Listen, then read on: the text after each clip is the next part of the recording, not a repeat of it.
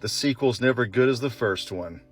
This is the part 2 of Elder Millennials Had It Best, and I just wanted to clarify a few things and make some additions. So first maybe only clarification is that video, I mean, it's fun to list nostalgic things, and I do it all the time. I'm an extremely nostalgic person, as you can probably tell, but the ultimate purpose was to show how well things aligned, like Disney when we're young and American Pie when we're older, you know what I mean? And other things like that. So the alignment through the 90s for us elder millennials, it was just really perfect, seemingly. Again, I use the word feels a lot in my videos, and I don't use that. I use that very much on purpose. These aren't facts. It's just feelings. Okay? And it's a subjective experience. So yeah, things aligned very well. And that was the main point of it. But I'm glad a lot of people seem to like the video, so that's cool. And some additions I wanted to make were, I think the main thing I missed was Nickelodeon. I, like many people my age, huge Nickelodeon fan. And one thing I wanted to say about that was, this is what really ages us elder millennials. We were fans of Nickelodeon before SpongeBob.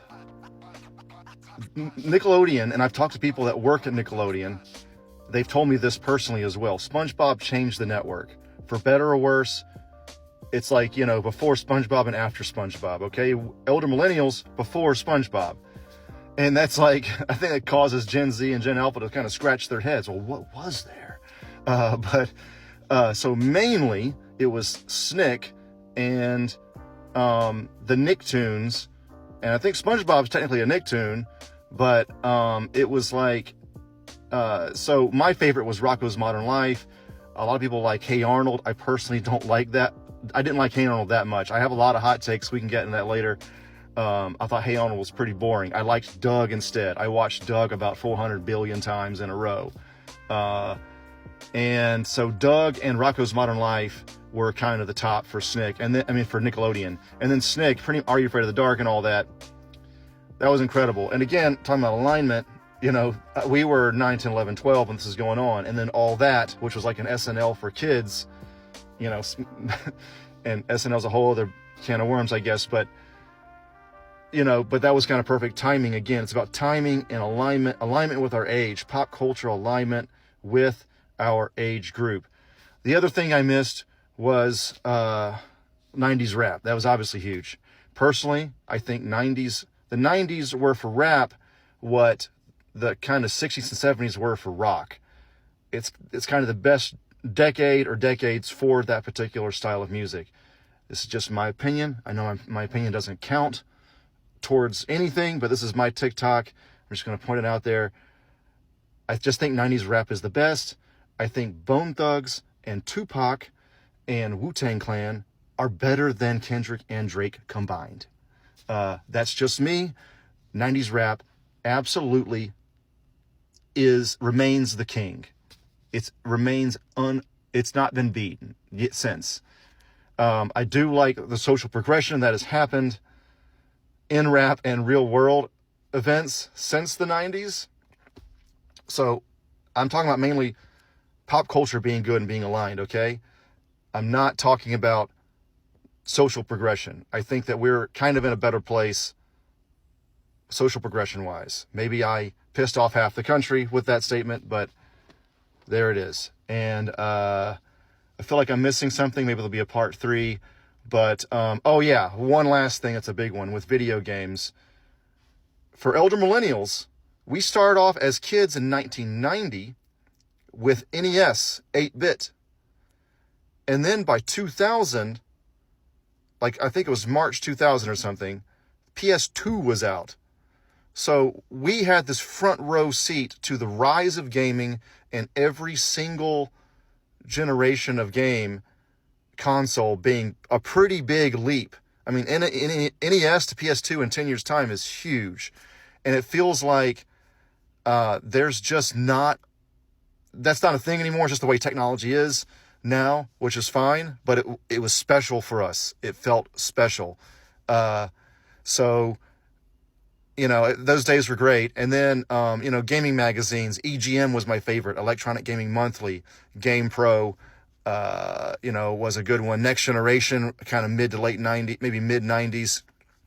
You know, those were good. Then PSM and OPM or something, like a PlayStation magazines with demo disc. I got the Tony Hawk demo disc from the PlayStation magazine. So I feel like that's something kids, I don't know, you know, they don't have that now, but those are great memories for sure. But yeah, again, all these things, I'm talking about alignment mainly. I mean, yes, we love them. I'm nostalgic about them, but okay, last thing. This is to really illustrate the point. We had three Ninja Turtles movies by the time we were like 10, 11 years old, right? They were making stuff for us off the bat immediately. Mortal Kombat movie, like I said in the first video. How long has Minecraft been popular? We're just now getting a movie for it. Roblox has been so popular. Like, where are they? They're not, it's just like they're not aligning stuff with kids now. This is the other side of my point I'm trying to make. They finally are doing the Minecraft movie, but that took like 12 years or something.